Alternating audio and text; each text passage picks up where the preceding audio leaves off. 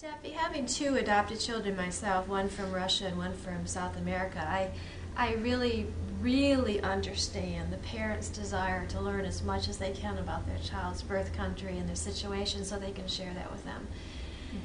Each country is very different in their laws and their cultures and in safety. And can you just talk to us a little bit about your ideas and the philosophy there about parents trying to visit you and visit the cities and the parents? Okay. This is difficult. I know the heart of the compassion and the motivation behind it.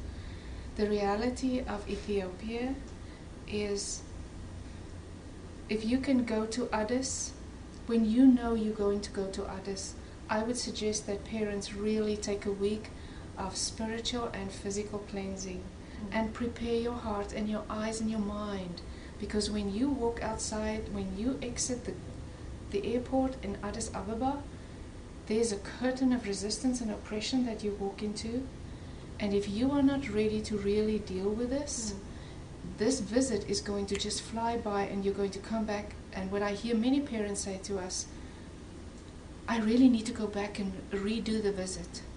To have time to absorb it. Yeah, because they come straight from America out of a busy lifestyle into culture shock immediately. So that's one suggestion I would make. The other one is really listen to the guidelines that CWA give you. Listen to the guidelines that your host give you in Addis. They know. They've lived there. They have seen many parents come through, and they are trying to protect families that come to Ethiopia. So even though you don't understand it, I would encourage families to really be open and sensitive and be on guard. Because we have traveled so much in this world today, and we come with things that we deposit in places that we don't even know we deposit. So families get to leave, and that deposit stays behind, which will affect the nation. And truly, we have to look at this as an unselfish act. Absolutely. Because selfishly, as a parent of a child, I would be very tempted to be able to do everything in my power to find out everything I can. But what that leaves behind and the ramifications of that are huge. Yes. Because we've tried it. Yes. And we've seen what has happened. So we have to look at the welfare of all of the children and all of the families so that the practices that we have are best practice and they work. And so you can tell us a little bit about some of the things that have happened when people have tried to get into some of these things. We have had situations where family came with the best intentions, and we didn't know ourselves at the time. So families would go into the marketplace of Addis, of Awassa, Shashamene, Sodo, and they would want to give food or money to the street children, which developed into chaotic situations where the police had to come and rescue the families.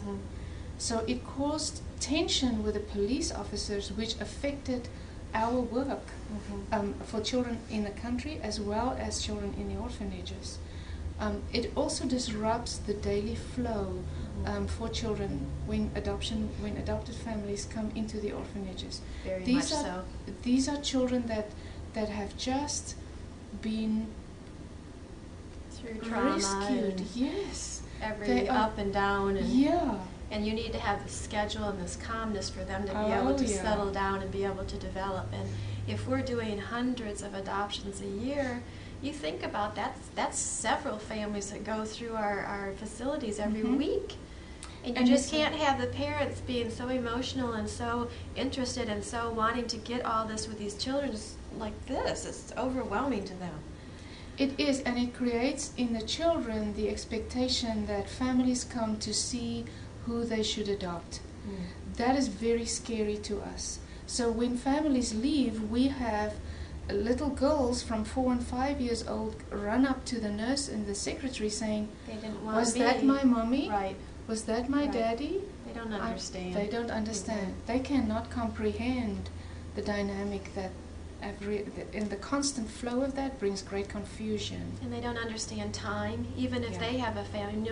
No child does, but particularly a child that doesn't have the family cycle and the usual stimulus that we think about.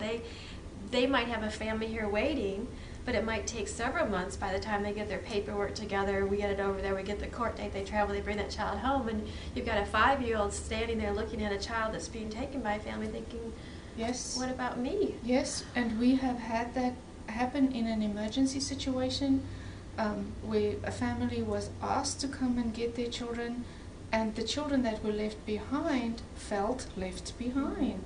So it took us about 3 days to calm them down and to secure them again with, your moment will come. But yet you cannot explain that to them.